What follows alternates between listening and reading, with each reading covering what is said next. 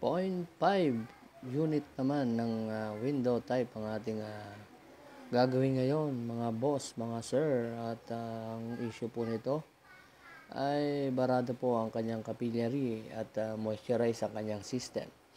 Sa puntong ito, kinakalas ko na po isa-isa ang mga dapat kalasin para makita at ma-reprocess na po natin ang unit na ito. Tinanggal ko po yung face cover at ito po ang lumabas. Wala po siyang access valve. So, gagawin po natin siya ng access valve or charging line. So, dahil maliit ang unit, nag-isip ako ng paraan para hindi sumabit or maging sagabal sa housing niya, yung magiging charging line natin. At meron nga po ako rito capillary tube na idudugtong dito sa ating access valve o magiging charging line natin. Dito sa suction line, dyan po ilalagay yan. Magbubutas po ako dyan. Magbubutas po ako ng maliit lang dyan. At kung bakit po, meron po akong capillary tube para maliit din dyan ang butas na magiging butas ng ating mga tubo or tubo sa suction line.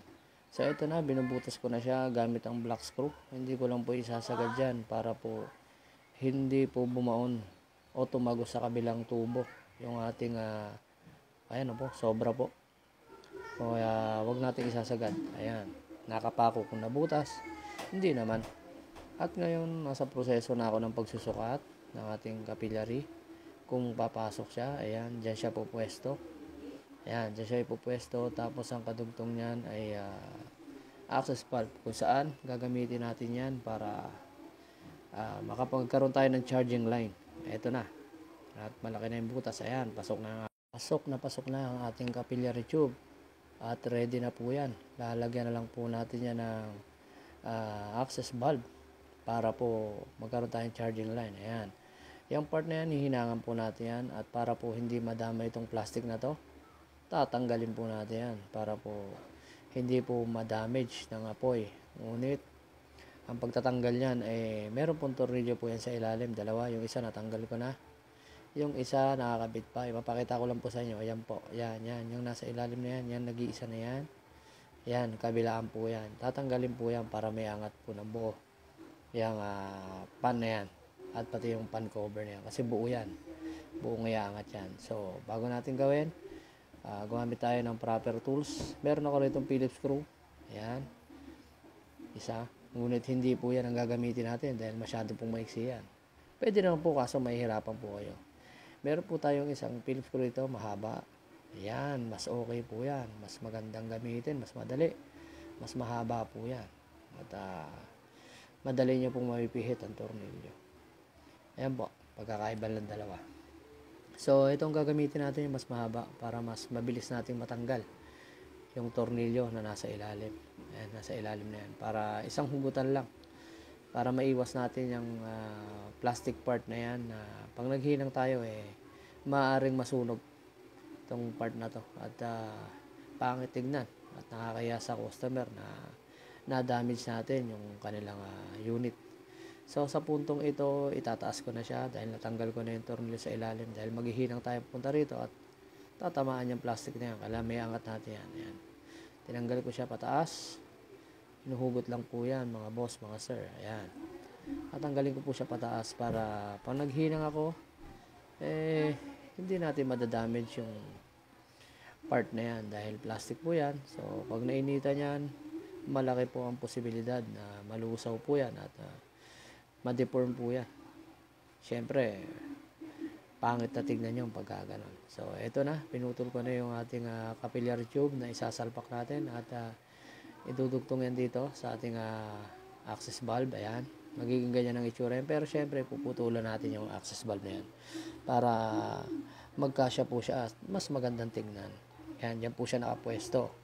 Dahil yan po ang suction line niya. At ito na. Ayan ang magiging itsura niya. Ayan. Kaya po ganyan yan para po hindi siya maging sagabal dun sa kanyang cover.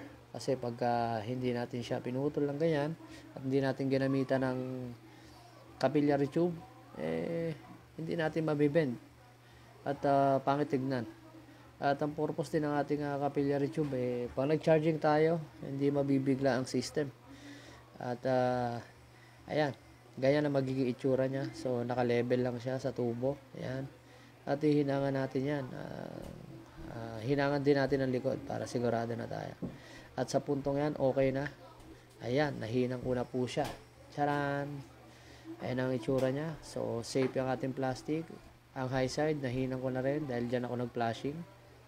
At, eto na, sa puntong ito, nagba-vacuum na ako para mawala na ang moisture na pumasok sa loob ng system. At napakahalaga po ng pag-vacuum dahil pag hindi po binacuum, magiging moistureless pa rin po ang system. Okay? So, ayan po. Ayan po ang ating itsura. Ayan po.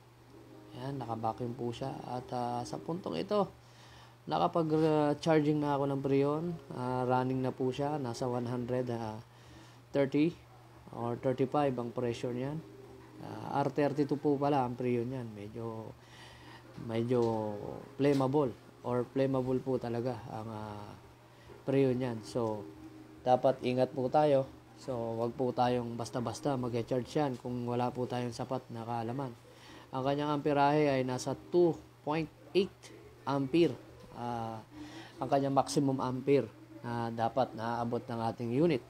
So, sa puntong ito, ang aking amperahe ay nasa 2.2. So, pasok naman po siya at okay naman po ang lamig niya. At ang kanyang karga ay tama naman. At okay po, tapos na po ang ating repair. So, ayos na po. Pwede na po ito kunin ng ating customer. Ayan po, nasa high pan po siya. Goods na po yan. Thank you po sa ating customer na nagtiwala. Ating client na nagtiwala. Salamat po. Thank you rin po kay Lord at binigyan tayo ng sapat na kaalaman. Thank you, Lord.